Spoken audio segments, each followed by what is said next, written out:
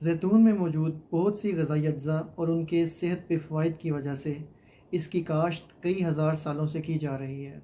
जैतून के अंदर कौन कौन से ग़िज़ाई अज्जा पाए जाते हैं और वो सेहत के लिए किस तरह से फ़ायदेमंद हैं। जैतून का तेल ख़रीदते वक़्त किन किन बातों का ख्याल रखना चाहिए। जैतून के तेल की मुख्तलिफ़ इक़साम जो मार्केट में अवेलेबल हैं, जैसे एक्स्ट्रा वर्जिन ऑयल और लाइट ऑलिव ऑयल, इन सब में क्या फ़र्क है और इन सब में कौन सा तेल बेहतर है। जैतून के तेल को ग़िज़ाइयत का पावर हाउस क्यों कहा जाता है। अगर आप इन सब बातों के बारे में जानना चाहते हैं तो मेरी इस वीडियो को एंड तक देखें। मेरा नाम डॉक्टर मोहम्मद शाहजहान मिर्ज़ा है। मैं माहिर अमराज़ दिल हूँ और आप मेरा चैनल डॉक्टर MS मिर्ज़ा देख रहे हैं।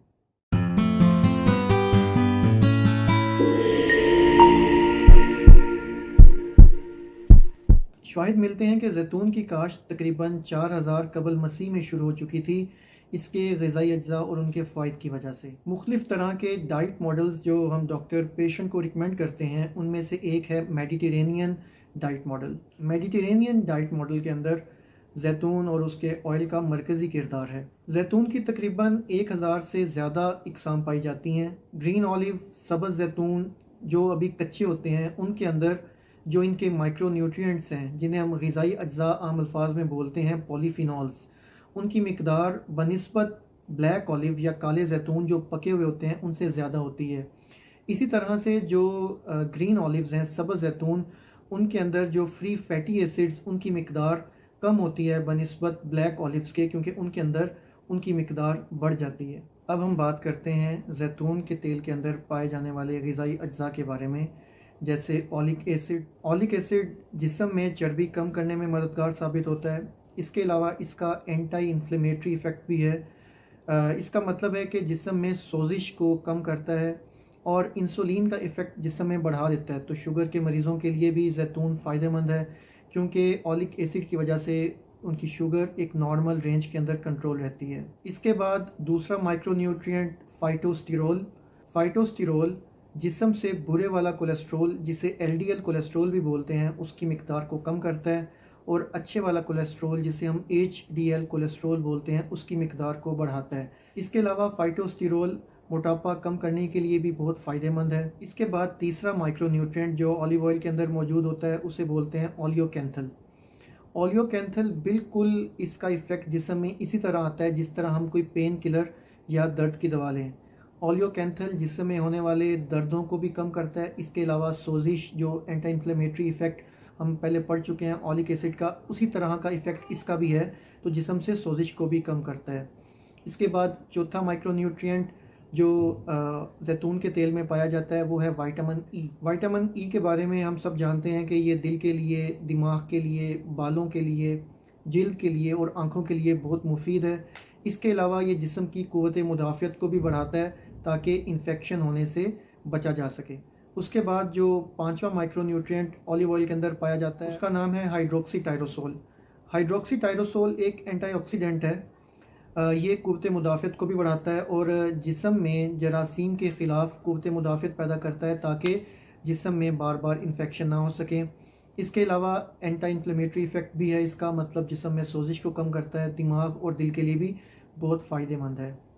जैसा कि आप सब लोग जानते हैं कि जैतून के तेल की मुख्तलिफ़ तरह की इक़साम मार्केट में अवेलेबल हैं और कई लोग कंफ्यूज होते हैं कि इनमें से कौन सा तेल ख़रीदना चाहिए, कौन सा सेहत के लिए फ़ायदेमंद है, इसको इस्तेमाल किस तरह से करना है, जैसे एक्स्ट्रा वर्जिन ऑयल या फिर लाइट ऑलिव ऑयल।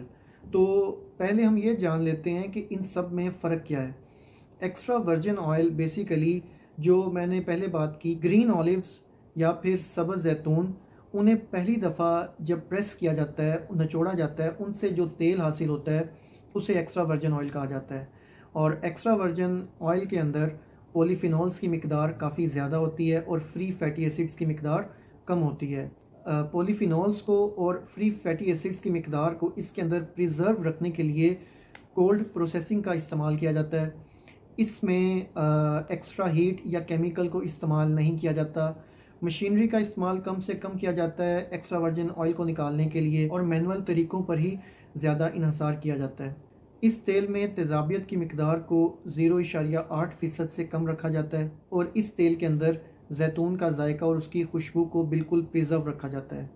इसके बाद आता है वर्जिन ऑयल। वर्जिन ऑयल इन्हीं जैतून को जब दूसरी दफ़ा प्रेस किया जाए उससे हासिल होता है, या फिर जो पके हुए ब्लैक ऑलिव्स या फिर काला जैतून उसको जब प्रेस किया जाए तो उससे जो तेल नुचड़ता है उसे वर्जिन ऑयल कहते हैं।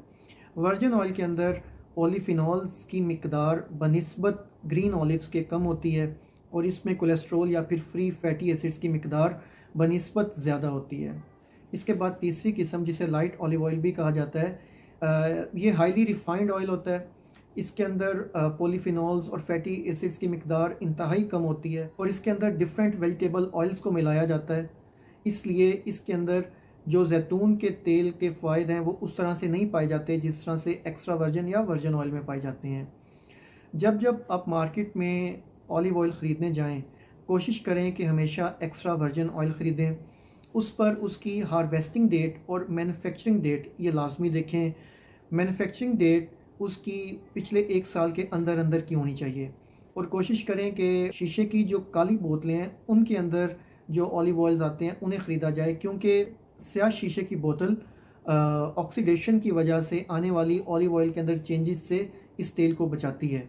लेकिन जो दूसरी ट्रांसपेरेंट शीशा है या फिर जो दूसरे मटेरियल्स के अंदर ऑलिव ऑयल आता है मार्केट के अंदर, उसमें ऑक्सीडेशन के चांसेस ज़्यादा हैं बनिस्बत अगर आप स्याह शीशे की बोतल के अंदर ऑलिव ऑयल को ख़रीदें। एक्स्ट्रा वर्जिन ऑयल के एक खाने के चम्मच के अंदर तकरीबन 119 कैलोरीज होती हैं। इसके अलावा इसमें अच्छे वाले कोलेस्ट्रॉल की मिकदार तकरीबन 14 ग्राम तक होती है।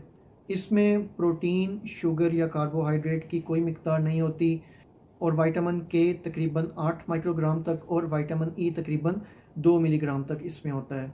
इसके अलावा लोग कंफ्यूज रहते हैं कि ऑलिव ऑयल के अंदर खाना पकाना चाहिए या फिर हमें पके हुए खाने के ऊपर इसका छिड़काव करके इस तरह खाना चाहिए। तो दोनों तरह से आप इसको इस्तेमाल कर सकते हैं। डॉक्टर्स के अंदर एक डिबेट रहती है कि अगर जैतून के तेल में खाना पकाया जाए तो वो जो हीट जिस पे खाना पकता है अमूमन हमारे पाकिस्तान में, उसकी वजह से जो इसके अंदर फ़ायदेमंद ग़िज़ाई अज्जा या माइक्रो न्यूट्रिएंट्स हैं उनकी मिकदार कम रह जाती है और ऑयल में कुछ चेंजेस आ जाती हैं जिसकी वजह से वो उतने फ़ायदेमंद नहीं रहता। इस वजह से ज़्यादा डॉक्टर्स ये एडवाइस करते हैं कि सैलड्स पे या पके हुए खाने के ऊपर एक्स्ट्रा वर्जिन ऑयल का छिड़काव करके और इसे इसी तरह से खाया जाए बिना पकाए। इस तरह से ही ये ज़्यादा फ़ायदेमंद है। अगर ये वीडियो आपके लिए फ़ायदेमंद रही तो मुझे कमेंट्स में लाजमी बताइएगा और इसी तरह की मेरी मज़ीद वीडियोस देखने के लिए मेरे इस चैनल को सब्सक्राइब करें, मेरी इस वीडियो को लाइक करें और शेयर करें। अल्लाह पाक हम सब का हामी और नासिर हो। नेक्स्ट वीडियो तक के लिए अल्लाह हाफिज़।